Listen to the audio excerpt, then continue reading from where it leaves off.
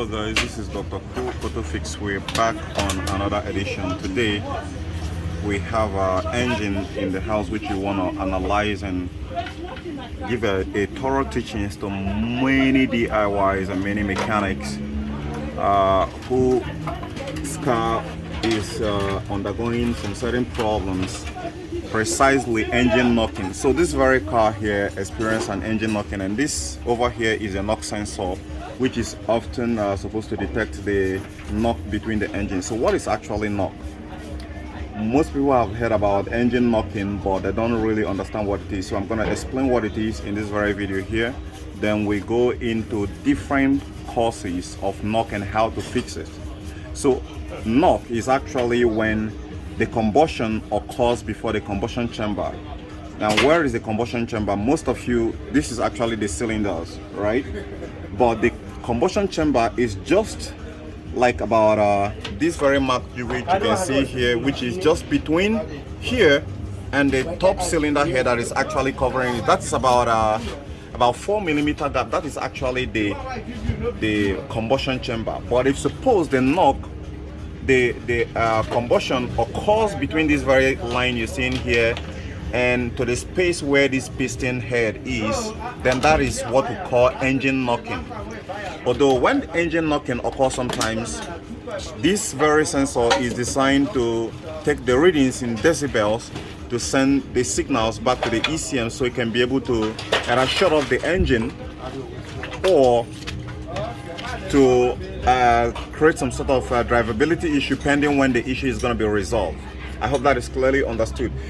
But some other knockings which we are going to be treating here is a severe knocking that creates a problem in the engine which affected the engine component. It could be some things like the piston, which you can see here. This is the piston, and some knocking can actually occur which can cause what we call, so on this very piston here, if there is a clearance between the metal main bearing, is going to be causing what we call a piston slap, and the piston slap also can actually occur, which is also going to be creating a knocking noise when these piston rings is weak and creating some sort of lapses between the cylinder here.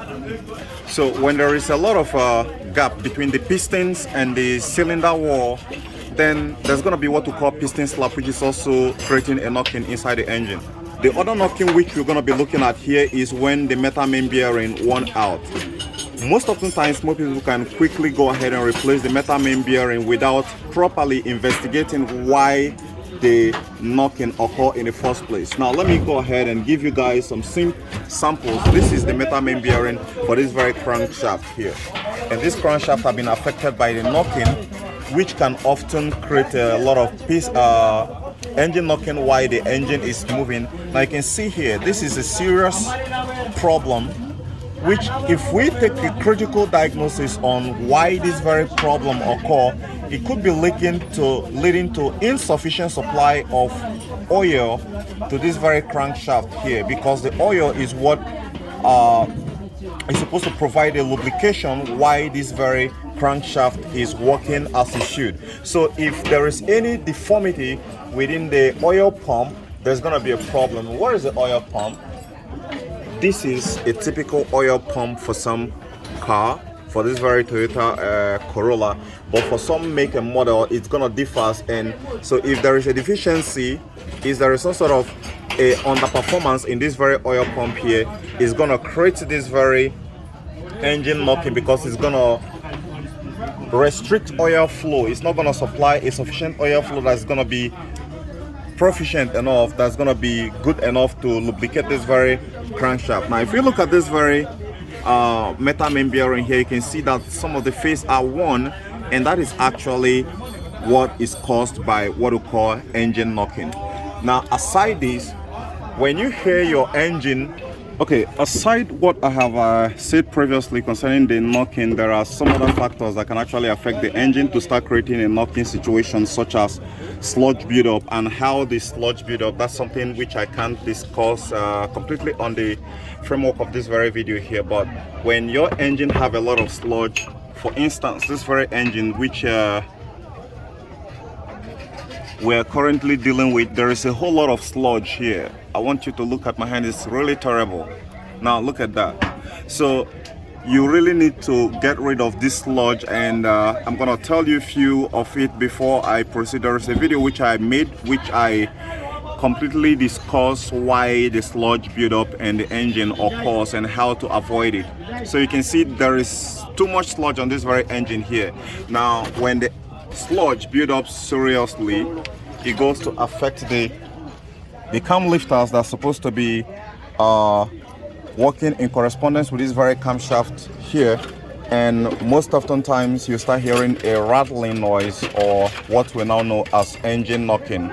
So is the entire picture you need to look at exactly. If the oil is supplying as it's supposed to, you need to take a look at if suppose the engine have a sludge. If the engine build a lot of sludge, then there's going to be problem. Some others reasons and factors which might not be from the component from your engine can be stemming from a very bad gasoline which you use in running your car. If it has a low octane level, the engine knocking is gonna occur. So that a quality fuel which you should be looking at around 91 and above is the best recommended fuel quality for your car that has the right octane level that will not detonate before reaching the combustion chamber. Now if you take a look at this very piston here, we can see that this ignition spark and coil that firing the air fuel mixture here is very good, is in a very good condition. However, we can't completely say that the fuel which this very man here is using is in a very good condition. Why? Because it's only when a high facility is used that it can be used to test if suppose the fuel detonated before the combustion chamber. When a fuel is of low quality or less have low octane level, when it's compressed, there is every tendency that when the increase in heat goes on within the cylinder, it can detonate somewhere around here or below this very surface here. That is why they kept the knock sensor here. It can detonate somewhere around here before the combustion chamber. So in that regard, a quality fuel, at least from around 91, is the best way to ensure that engine knocking doesn't occur. And in some other cars, it can be very much catastrophic where you have the cylinder block getting busted. So if you have a cylinder head that get busted, that is actually due to an engine knocking, which in my own analytics and research, it's caused by a poor fuel that has a low octane levels. Okay, why I'm talking about the con rod, this is the metal membrane here. When you started hearing some tapping sounds on some kind of a knocking sound on the engine, most often times, if the best way to actually deal with it is to start with the quality fuel, quality gasoline which you're using in your car. If it is a heavy tapping, a heavy knocking, then there is every tendency that there is a clearance between this very metal membrane here and the con rod and the crankshaft. And so you want to, first of all, if the tapping is continuously, then you should be seeing an oil light blinking at your dashboard. But if you're not seeing oil light blinking at the dashboard,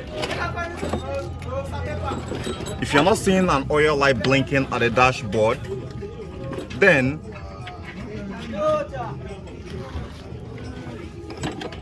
it may be that the engine oil sensor is not sensitive enough to be able to detect a low oil pressure within the system. And if it's not detecting it, then you're not going to see any oil light flashing within the dashboard. So which means your car may be having engine knocking and still the sensor is not sensitive enough to detect the problem, especially if it is faulty. But in some cars, let's say like VW, they have a very sensitive oil pressure sensor that when the pressure drop like a bar or two, then it will start beeping and you start seeing it flashing on the dashboard as much as it start ringing an alarm, because at that very point there you are just at the brink of losing your entire engine if you don't stop the car immediately. So when you're hearing a lot of knocking sound coming from the engine, sometimes also it may be due to overheating. Overheating can be stemming from a bad coolant pump or a stock closed thermostat. So, but the knocking when the engine is overheating is a different one entirely, because you're going to be feeling the car losing power completely and you're going to be struggling to drive the car. So in that regard, that is a little bit more simpler to diagnose, because you're going to be seeing the temperature light or the temperature gauge going up way higher than it's supposed to. So in that regard, you need to stop your car immediately and know if suppose you have a bad fan, a bad radiator fan, or you have a stock closed thermostat or a defective coolant pump. Any of they can actually result into that very problem right there. Now the last cause of engine slapping or rattling noise is a bad hydraulic timing chain system. This has been found to be one of the culprits most often times. If the timing chain is not well tensioned enough, you're going to be hearing a rattling noise, and for you to get across to see this guy, it is often hidden inside the engine most often times. For most Toyotas, this is equipped with most Toyota engines, Corolla, Camry, and you name it. So guys, this is where I'm going to be stopping this video. If you have any further question, drop it in the comment section. The next video, we're going to be dealing with why we have engine a sludge, too much sludge build up in the car.